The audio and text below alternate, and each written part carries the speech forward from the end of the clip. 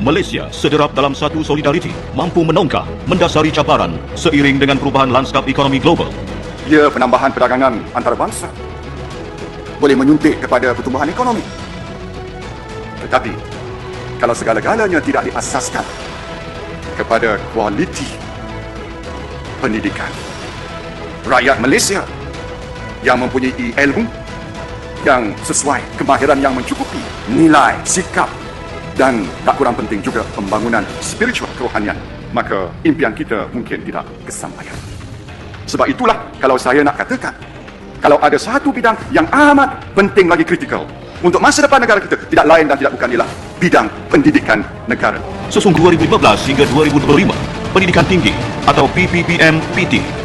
Plan ini menggariskan hal tuju pendidikan tinggi negara untuk tempoh 11 tahun. Pandangan, input dan aspirasi awam digembleng agar pelaksanaan plan ini nanti selari dengan hasrat tersirat memartabatkan agenda pendidikan tinggi negara. Bagi mengukuhkan sistem pendidikan Malaysia, pendidikan tinggi dijajarkan di bawah satu keranti yang sama dengan pendidikan prasekolah hingga lepas menengah, berteraskan akses, kualiti, equity, perpaduan dan kecekapan. Plan Pembangunan Pendidikan Malaysia 2015 hingga 2025, pendidikan tinggi menggariskan 10 lonjakan bagi melestarikan agenda pembangunan bakat serta meletakkan institusi pendidikan tinggi negara sebaris dengan pemain global. Penghasilan bakat terpelajar dipacu nilai menjadi titik tumpuan. PPPM-PT, pemangkin transformasi pendidikan, mengrealisasi ekonomi dipacu inovasi menjelang tahun 2020. Higher Education Hub with a difference, perspective, preferred, relevance.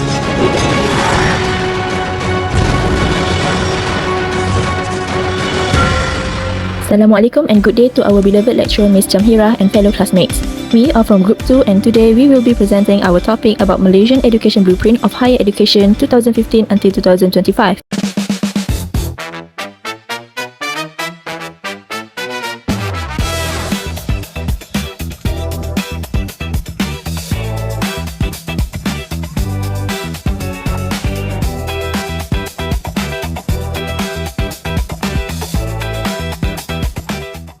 Now, let us start with our presentation.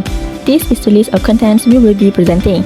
My name is Nur Azrin Izzati and as the first presenter, I will briefly explain the introduction and continue with the first policy problem.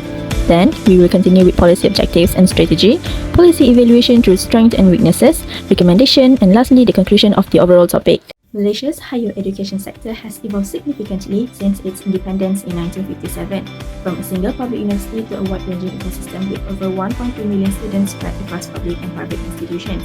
In the early of 2015, the Ministry of Higher Education launched the Malaysia Education Blueprint, Higher Education 2015 until 2025, intended to be the final strategic push toward obtaining a high information status. Malaysian Education Blueprint is a strategic plan to transform Malaysia's tertiary sector into a high-quality and globally competitive system. The blueprint focuses on the development of tertiary education, including both public and private universities, polytechnics, and community colleges. The blueprint emphasizes the development of holistic graduates who possesses academic knowledge, communication, leadership skills, ethical values, and social responsibilities. These graduates are expected to be adaptable, innovative, and capable of contributing effectively to the economy and society. Overall, the blueprint emphasizes the importance of higher education in promoting economic growth, enhancing workforce quality, and strengthening Malaysia's global competitiveness. The policy seeks to establish Malaysia as a major higher education hub on a regional and international scale. In this topic, we will discuss 4 policy problems. The first problem we will discuss is graduate unemployment, then skill mismatch with industry needs, next, low global ranking and competitiveness, and lastly, we will explain about which industry-academia linkage. The distance between academic life and the working world is widening. The Malaysian Education Blueprint Higher Education 2015 until 2025 highlighted that a lack of preparedness is the sources of the unemployment issue rather than a lack of degrees. 3 distinct shortcomings in recent graduates are causing employers to be in highly frustration concern. These shortcomings include communication skills, problem-solving abilities, and adaptability pressure, where graduates are expected to be working in a fast-paced environment while struggling with notable English proficiency and critical thinking demand. The evidence is when the 2008 global financial crisis serves as a sobering reminder of how rapidly the instability of global markets may lead to domestic issues. The Malaysian labour market had a sustainable decline between 2007 and 2009. Over the course of the period, the national unemployment rate rose from a stable 3.2% to 3.7%. While a 0.5% increase might seem insignificant, the underlying demographic paint a much more alarming picture. This timeline brought to light a serious weakness in the transition from school to work. The increase in youth unemployment during this period eventually forced the government to re-evaluate frameworks for graduate employability, highlighting that having academic qualifications does not guarantee protection against worldwide economic downturns. In the end, the 2007 to 2009 era served as a standard for comprehending how systematic disruptions affect the young individuals in the labour market. Another evidence is when Bank Negara Malaysia 2016 reveals that the issue of graduate unemployment was long existed before 2015. The data between the year 2010 and 2014 shows 24.8% of the average unemployment rate for bachelor's degree holders unable to secure a job within their first 6 months into the workforce. During this timeline period, there is a distinct skills gap between the university's theory and the skills demanded by employers. The rougher ideas are graduates considered to be overqualified on paper, that unprepared for the workplace demands. Next, by 2014, there is a widening gap between graduate skills and industry demands. The British Council 2014 pointed out the quality of the workforce due to the increasing of degree holders did not always align with the high-level human capital that required by nowadays employers. This issue reflects a mismatch between higher education outcomes and labour market demands, contributing to unemployment among graduates. These mismatches force graduates to take jobs that did not require or utilize their specific training. Young professionals prefer to stay in low-skill positions rather than looking for specialized roles that focuses on innovating ideas and big career or income growth. This issue is not just about job creation, but more to ensuring that the labour force possesses the technical and critical thinking abilities required for a complex economy. Hi everyone, my name is Ira Khadija. Now I will continue our discussion on the policy problems by looking at the second major issue. We have the skills mismatch. What is the actual problem? Too much theory, not enough practice. Our university programs are heavily theory-oriented.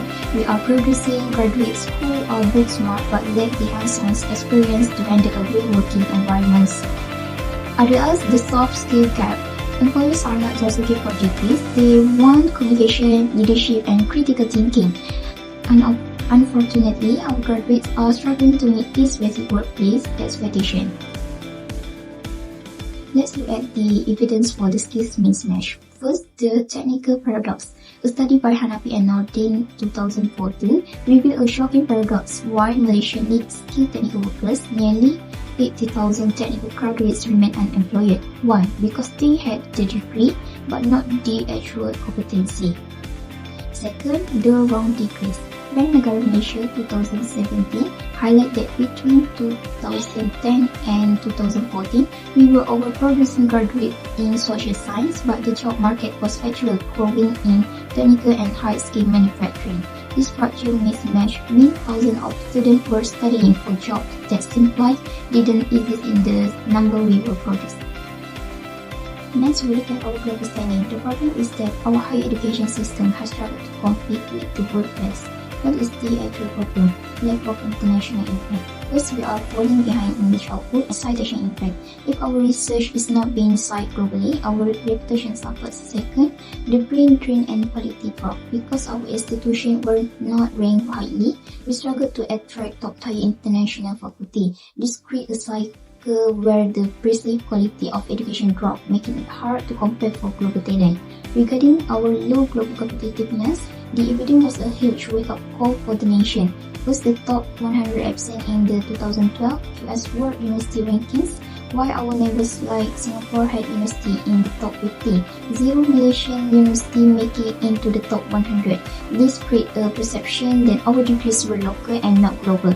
Second, the language barrier. A key case in 2014 identified in the blueprint was the decline in English proficiency because researchers could not write high-level paper in English.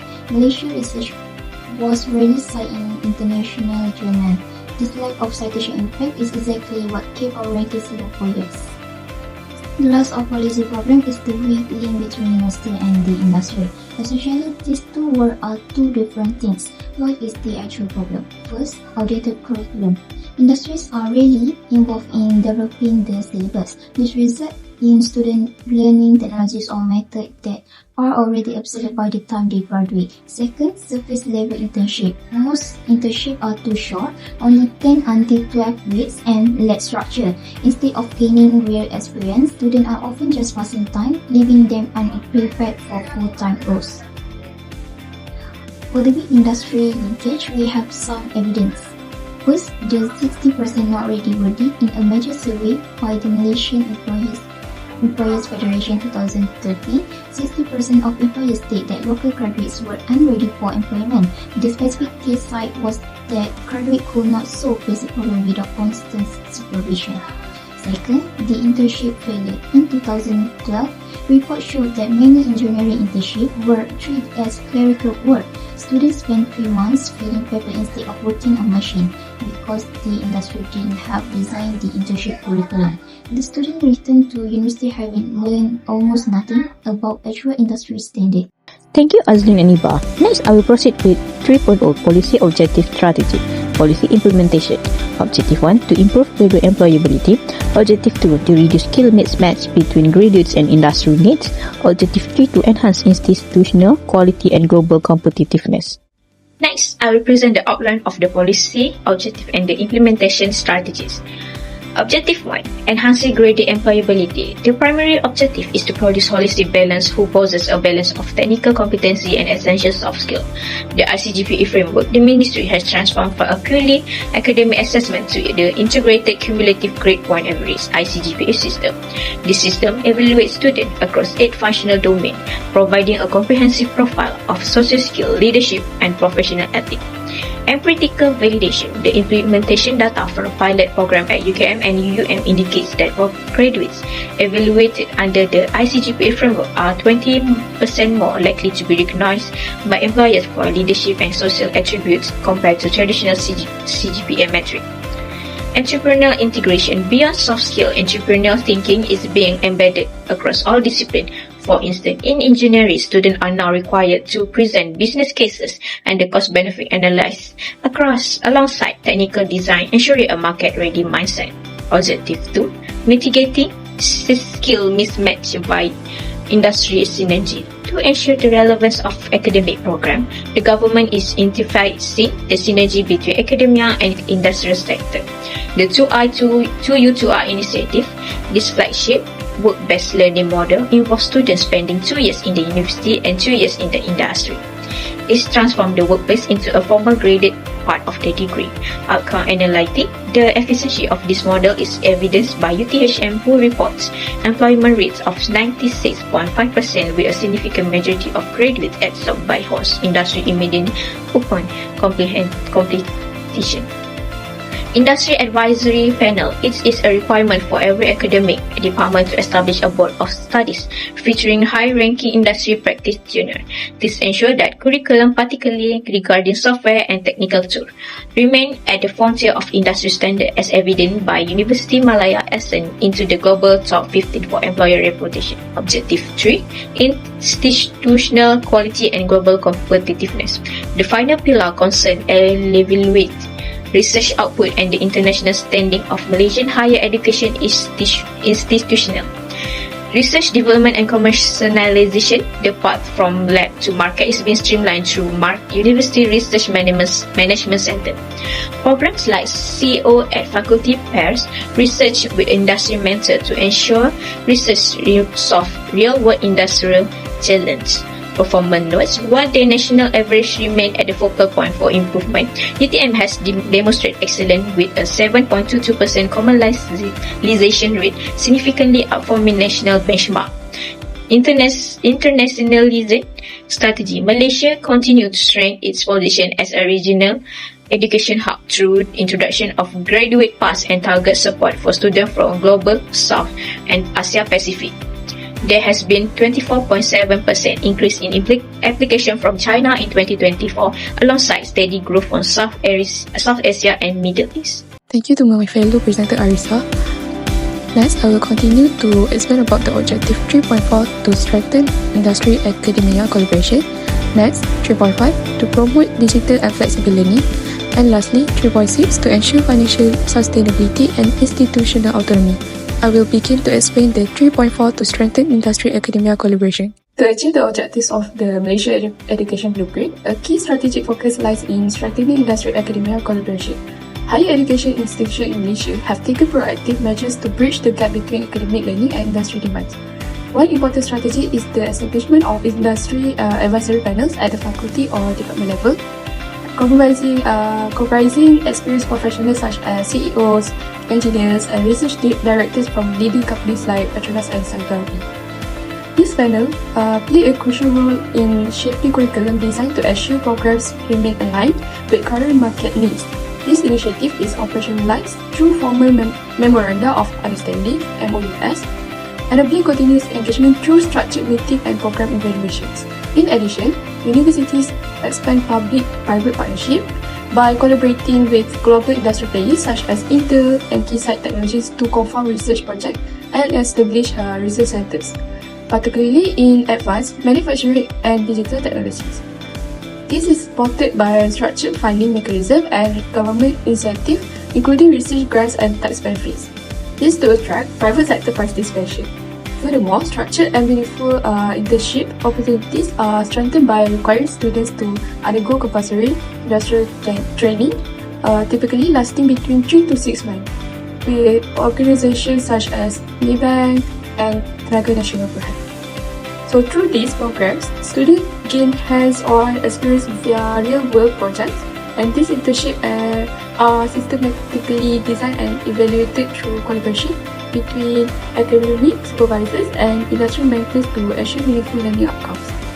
Complementing these efforts, joint research and innovation initiatives are actively encouraged through partnership with organizations such as Maimus Berhad, that focusing on key areas such as artificial intelligence, health technology, and sustainable energy. These collaborations are facilitated through government-funded grants, shared research facilities, and intellectual property agreements that benefit both academia and industry. Collectively, these strategies contribute significantly to enhance graduate employability and strengthen Malaysia's global competitiveness. Next, objective number 5, to promote digital and flexible learning. Alongside this, the promotion of digital and flexible learning has become a central pillar in transforming higher education form of delivery. One of the main strategies is the development of online learning platforms such as MOOCs, with universities increasingly adopting platforms like Open Learning to deliver courses in areas such as digital skills, business, and technology. This broadens access to education beyond traditional classroom settings and is supported by institutional funding for digital content development as well as targeted training programs. This to equip lecturers with effective online teaching competencies. Another key strategy is the implementation of blended learning approaches, which combine online lectures with face-to-face sessions that emphasize discussion, collaborative learning, and practical applications.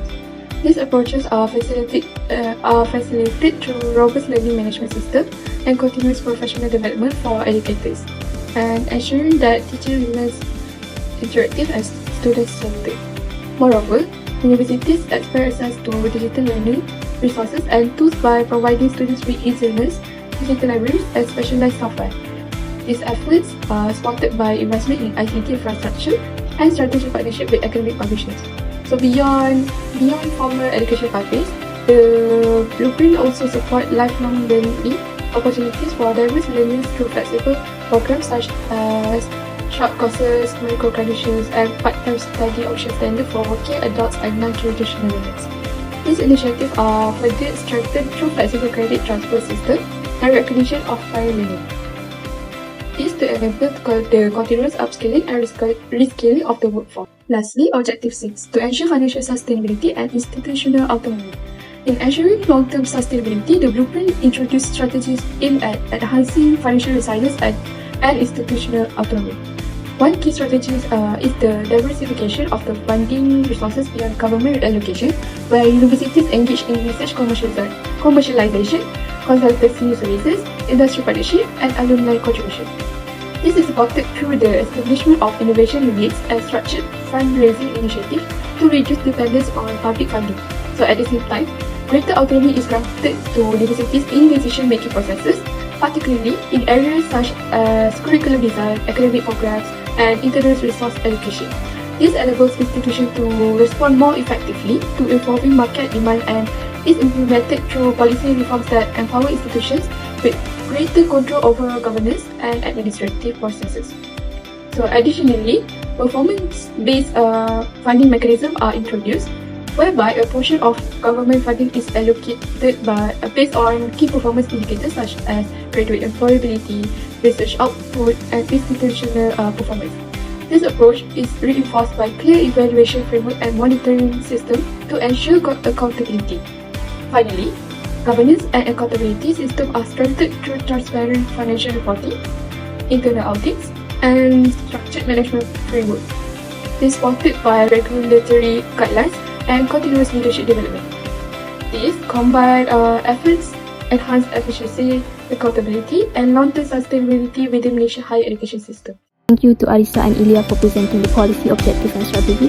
Now I will continue with 4.0 policy evaluation strengths and weaknesses, focusing on the strengths. The strengths are: first, improvement in graduate employability; second, reduce skill mismatch between graduates and industry needs; third, growth in institutional quality and global competitiveness; a fourth, strengthening industry academia collaboration. So let's get started with the first strength, which is improvement in graduates employability. First, we look at the strength, which is improvement in graduates' employability.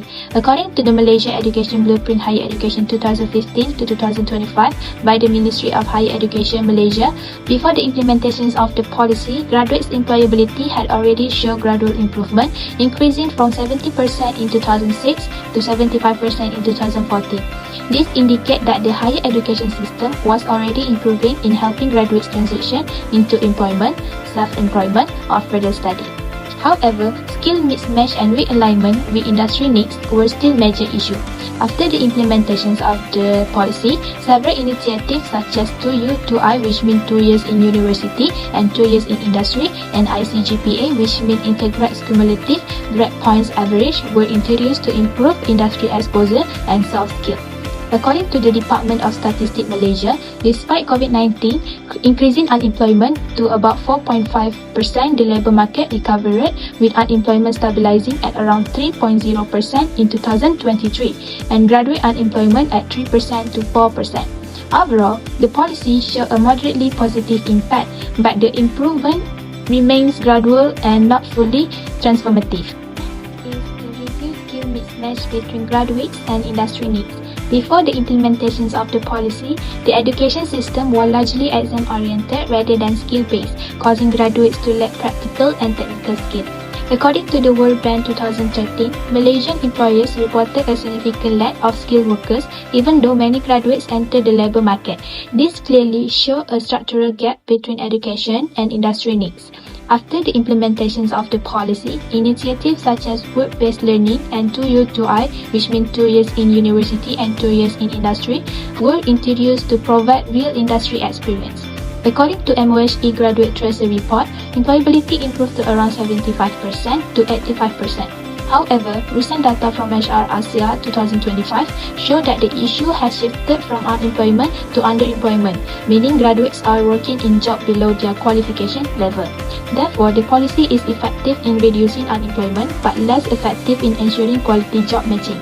This highlights the need for continuous co-curriculum adaptation to stronger alignment with high-skilled job creation in the economy. Third is growth in institutional quality and global competitiveness. According to the Malaysia Education Blueprint and QS World University Ranking 2014, before the implementations of the policy, Malaysia had limited global competitiveness, which is University Malaya was ranked in 151 globally, University Kebangsaan Malaysia in 259, University Sains Malaysia in 294, and University Teknologi Malaysia in 309, and the last one is University Putra Malaysia in 376. Only University Malaya was in the top 200. Showing limited international standing. After the implementations of the policy, according to the MOHE 2015, significant improvement were recorded in institutional quality and global competitiveness. The policy introduced performance-based funding, international research collaboration, and targeted capacity building initiatives, which collectively strengthened the global standing of Malaysia University. As a result, the number of Malaysia institutions appearing in the QS World University Ranking increased substantially, reflecting a broader international presence and improved institutional performance. This show clear improvement, but progress remain uneven across institutions. Lastly, is strengthening industry academia collaboration. Before the implementation of the policy, collaboration was weak and mostly limited to internship. According to National Higher Education Research Institute 2013, about 70% of collaboration were informal, with minimal industry involvement in curriculum design. After the implementations of the policy, stronger initiatives were introduced, including the CEOA Fakulty program involving companies like Tenaga Nasional Berhad and ASIA. The introduction of ICGPA based on the 5C, which is critical thinking, communication, collaboration, creativity, and character, also improved graduate competency. This demonstrates a shift from superficial engagement to systematic and outcome-driven collaboration, making the policy highly effective in improving graduate relevance and employability. However, the depth of collaboration still varies across institutions, suggesting the need for more consistent implementation nationwide. Now, I will continue with 4.0 policy evaluation stream evidences, focusing on the witnesses. The witnesses are first, inconsistent digital transformation and e-learning maturity. Second, persistent financial dependency and limited structural autonomy. Next, we move to the weaknesses, which is inconsistent digital transformation and e-learning maturity. Before the implementations of the policy, ICT in Malaysia higher education was still at an early stage. University used systems like learning management system mainly for administration and sharing notes, not for interacting learning. According to the University Technology Mara, ICT was mostly used for presentation and document sharing, while student-centered learning was limited due to lack of training. Overall, ICT was underutilized and its potential to improve learning was not fully achieved. After the implementations of the policy, digital learning expanded through MOOC and blended learning. However, COVID-19 exposed major gaps. According to the Department of Statistics Malaysia 2024, urban internet access is 98.8% and rural internet access is 19.3%. This shows a clear digital divide. Therefore, while digital adoption improved, inequality in access and skill remains a major issue. Finally, is persistent financial dependency and limited structural autonomy. Before the implementations of the policy, according to the Organization for Economic Cooperation and Development 2013, about 70% to 80% of university funding came from the government. This limited institutional autonomy and innovation. After the implementations of the policy, reforms such as performance-based budgeting encouraged university to diversify income. However, according to the World Bank 2022, non-government income remains only around 10% to 15%.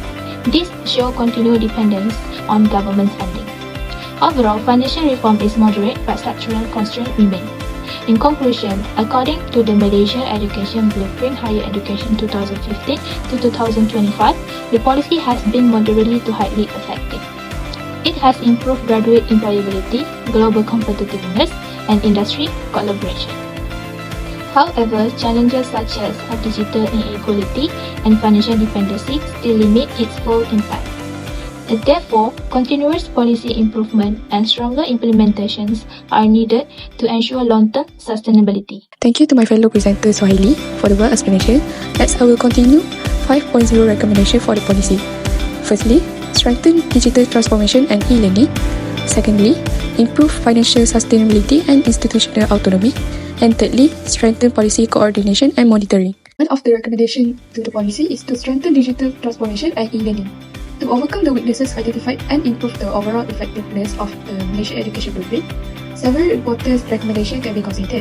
So to begin with, it is essential to strengthen digital transformation while ensuring that e-learning is implemented equitably across all higher education institutions.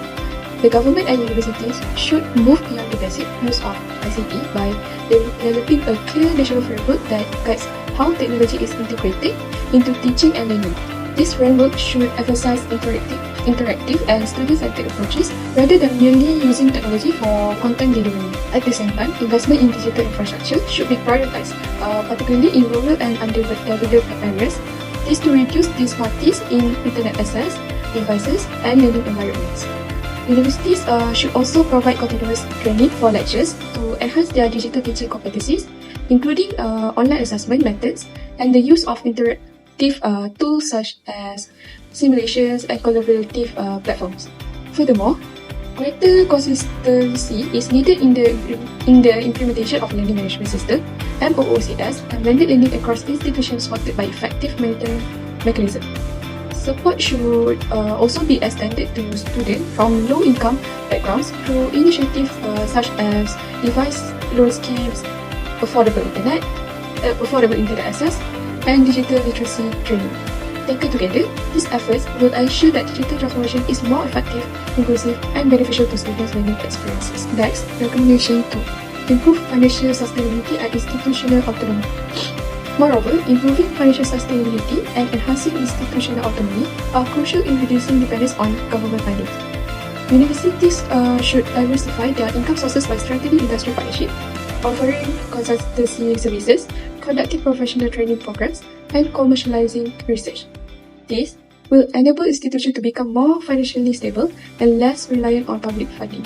Hence, the government should continue to implement performance-based funding where financial allocations are linked to measurable outcomes such as graduate employability and research performance. Universities should also be granted greater flexibility in managing their finances and in making strategic decisions related to the programs and partnerships, while maintaining accountability through strong governance system.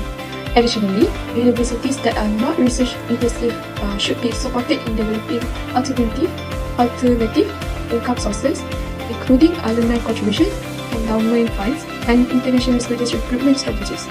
So strengthening financial management and governance practice is equally important to ensure transparency and efficiency.